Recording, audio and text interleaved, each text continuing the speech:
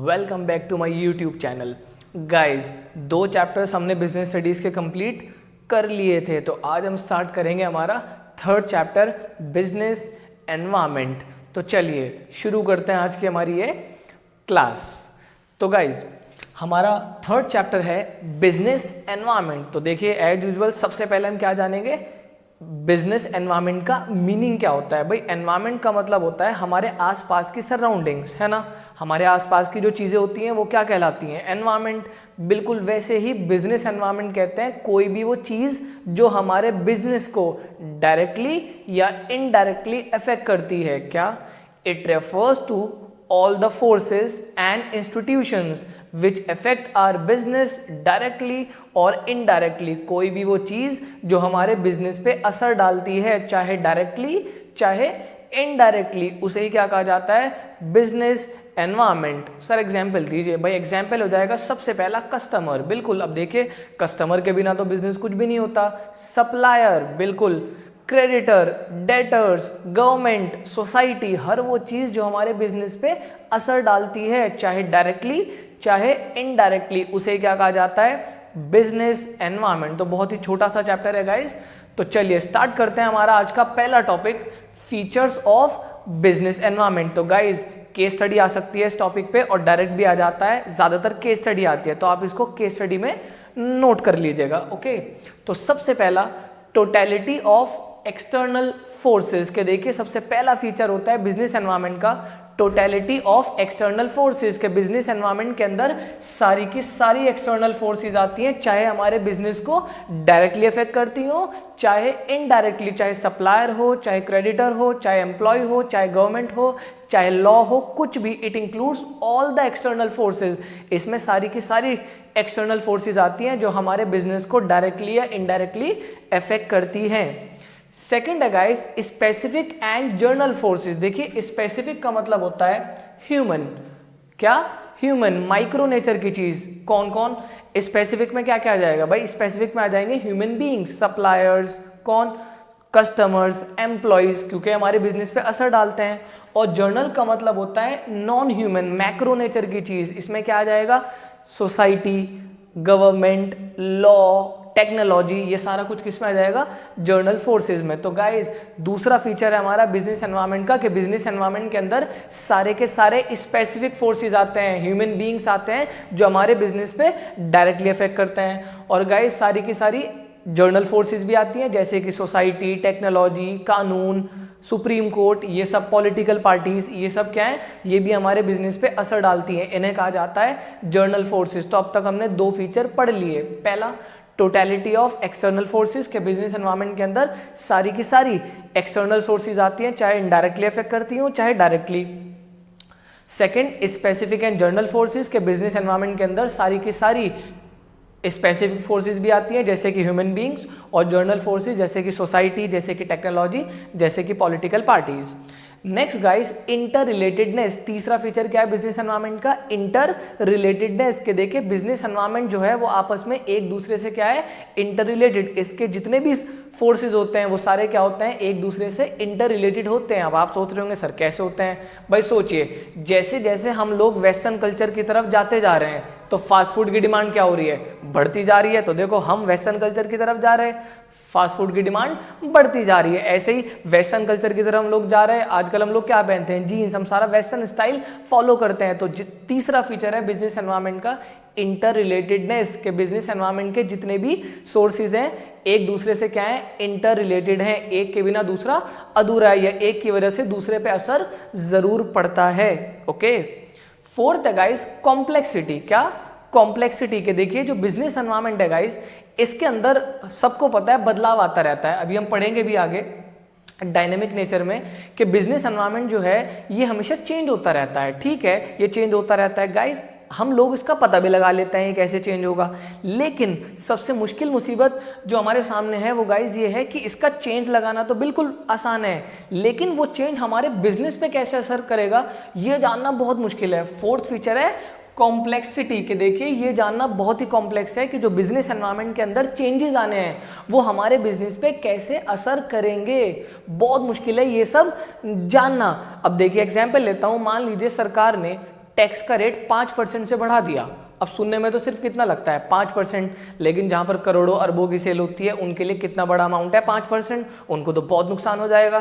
तो guys business environment के जो चेंजेस हैं, बिजनेस एनवायरनमेंट में जो बदलाव हैं, उनको पता लगाना तो आसान है, लेकिन वो बदलाव हमारे बिजनेस पे क्या असर करेंगे ये जानना बहुत ही मुश्किल है। तो हमने क्या पढ़ा, हमने 4 फीचर्स पढ़ लिए बिजनेस एनवायरनमेंट के। सबसे पहला, इसमें सारे के सारे एक्सटर्नल फोर्सेस आते हैं, स्पेसिफिक एंड जर्नल फोर्सेस, इसमें ह्यूमन भी आते हैं, नॉन ह्यूमन भी आते हैं, इंटर रिलेटेड है, जितने भी फोर्सेस होते हैं वो सारे के सारे एक दूसरे से रिलेटेड हैं। फोर्थ, बिजनेस एनवायरनमेंट में जो चेंजेस आते हैं वो तो एक बारी को पता भी लगाए जा सकते हैं, लेकिन वो चेंजेस हमारे बिजनेस पे क्या असर करेंगे ये जानना बहुत मुश्किल है। कभी कभी चेंज छोटा सा होता है लेकिन हमारे बिजनेस पे बहुत ज़्यादा असर कर जाता है। फिफ्थ है गाइस डायनेमिक नेचर। डायनेमिक मतलब चेंजेबल, के बिजनेस एनवायरनमेंट कभी भी एक जैसा नहीं रहता, ये हमेशा क्या होता रहता है, बदलता रहता है। अब आप कहेंगे सर एग्जांपल दो, बिल्कुल गाइस। अब देखिए गवर्नमेंट, अब सरकार की आज पॉलिसी कुछ है, कल को कुछ होगी, परसों को कुछ होगी, उसके बाद कुछ होगी, आने वाली और सरकार आएंगी वो पता नहीं क्या चेंजेस लाएंगी।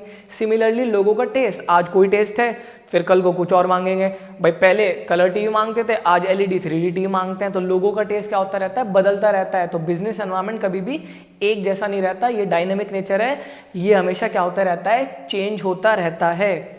नेक्स्ट है गाइज अनसर्टेन। देखिए एक तो डायनेमिक, ऊपर से अनप्रिडिक्टेबल, आप ये नहीं बता सकते कल को क्या चेंज आ जाए, कल को पता नहीं कौन सा पॉलिसी लेके आ जाए सरकार, कल को टेक्नोलॉजी में पता नहीं कौन सा नया ऐप आ जाए, किसी को थोड़ा ही पता है। तो बिजनेस एनवायरनमेंट क्या है गाइस, अब ये लॉकडाउन ही ले लीजिए आप, अब किसी को पता था कोरोना वायरस जैसा कुछ आएगा, नहीं, कोई नहीं जानता था, किसी ने अंदाजा भी नहीं लगाया था बिजनेसमैन ने कि ऐसा कुछ होने वाला है। अब देखिए सबके बिजनेस पे इफेक्ट हुआ है। तो बिजनेस एनवायरनमेंट क्या है, अनसर्टेन, आप ये नहीं बता सकते कल को क्या होने वाला है।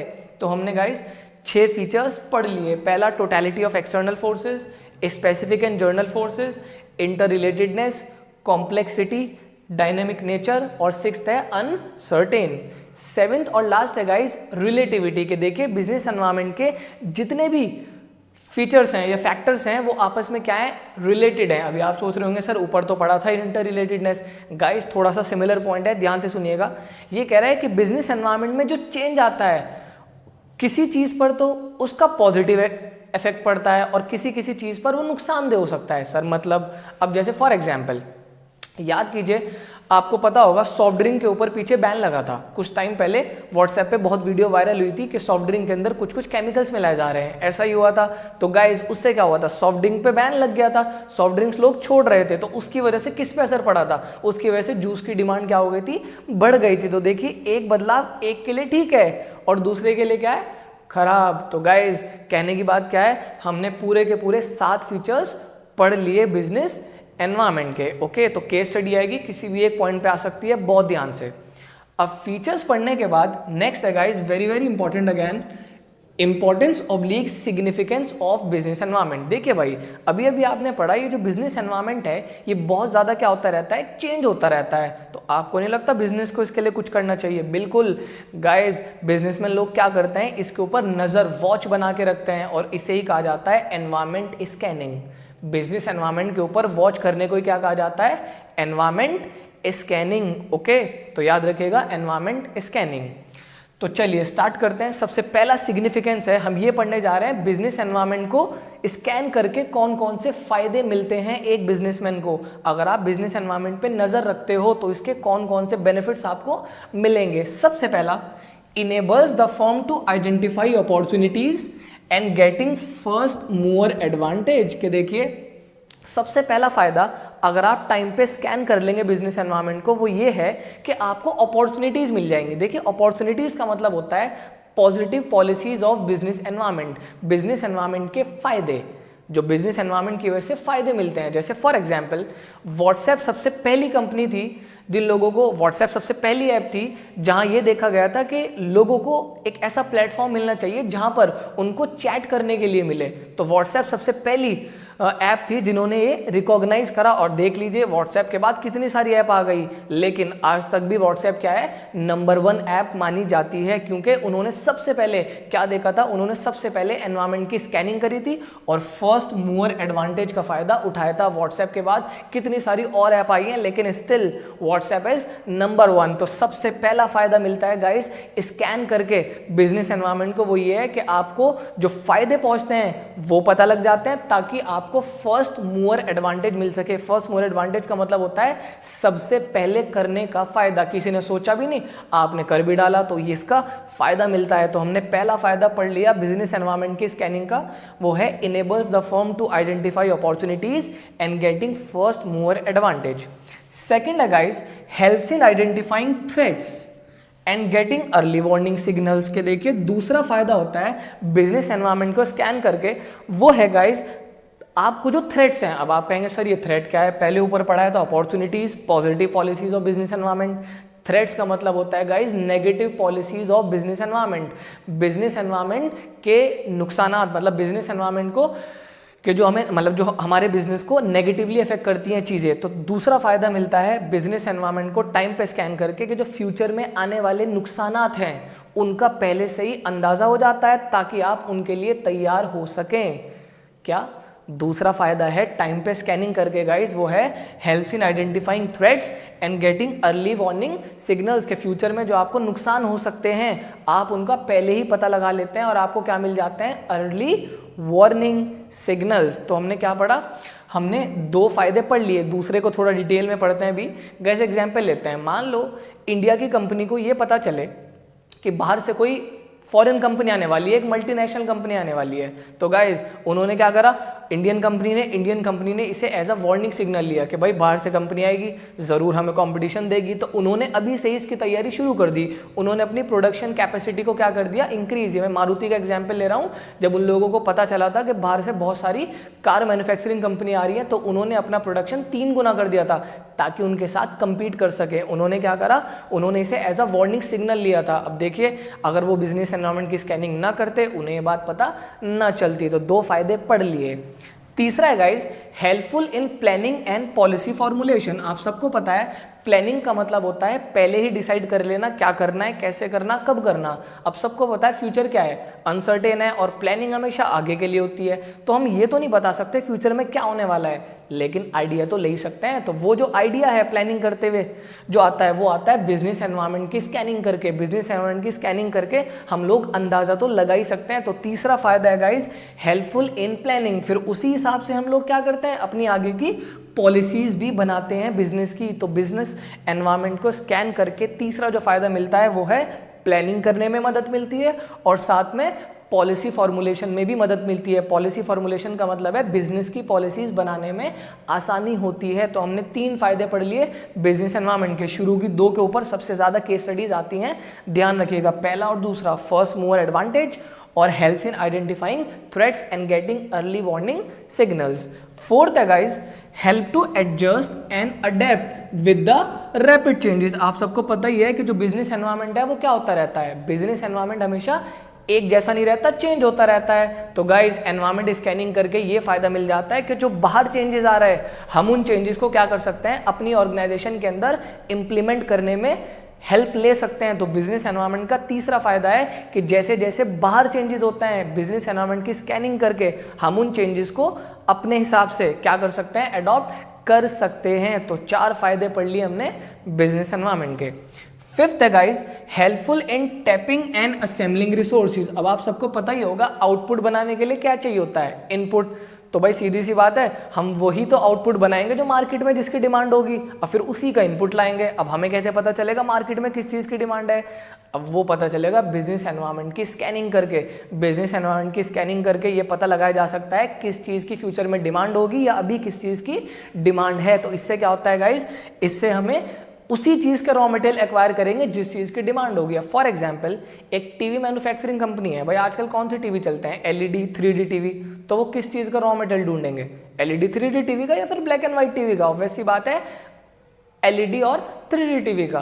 तो गाइज ये भी उन्हें एनवायरनमेंट स्कैनिंग करके पता लगता है कि किस चीज़ की ज़्यादा डिमांड है, फिर वो उसी का रॉ मटेरियल इकट्ठा करते हैं। तो हमने 5 फायदे पढ़ लिए।